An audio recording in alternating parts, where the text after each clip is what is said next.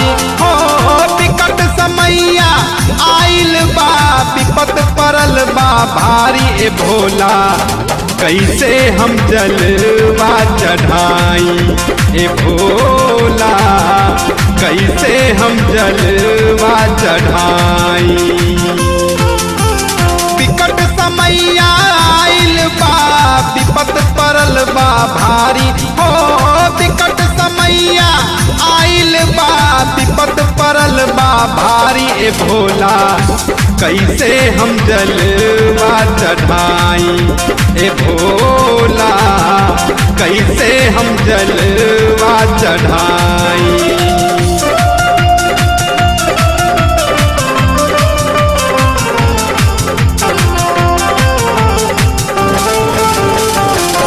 Recorded by Dev World Music.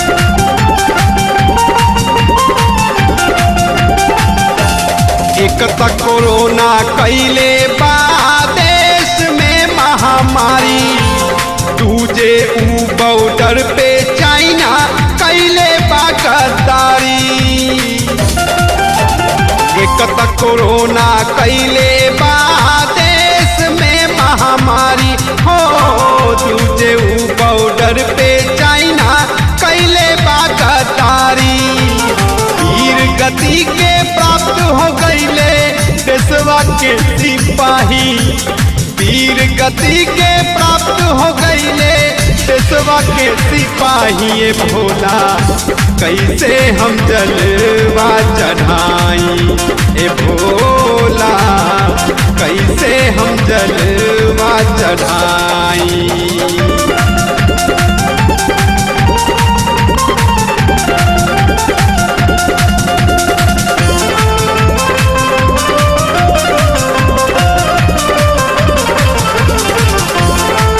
Recorded by Dev World Music.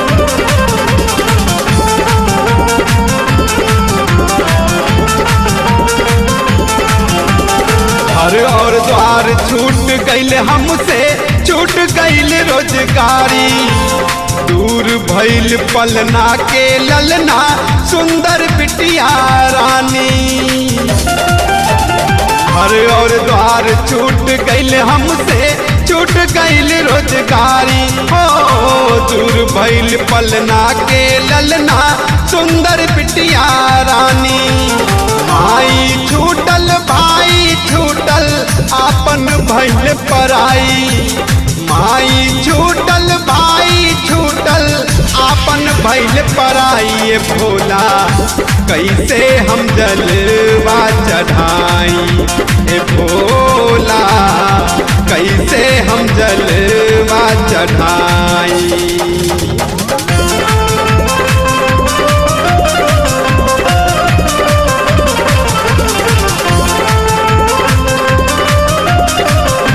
Recorded by Dev World Music.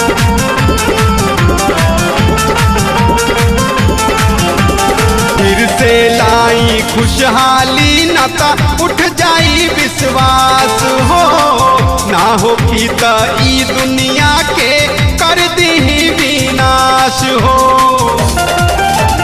फिर से लाई खुशहाली नाता उठ जाई विश्वास हो ना हो की त ई दुनिया के कर दी विनाश हो।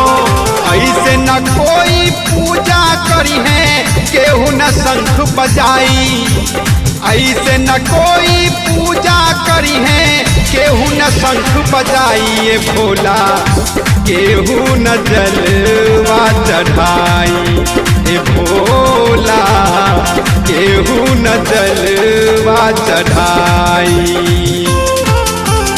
विकट समैया आइल बा विपत परल बा भारी ए भोला कैसे हम जलवा चढ़ाई ए भोला कैसे हम जलवा चढ़ाई ए भोला कैसे हम जलवा चढ़ाई।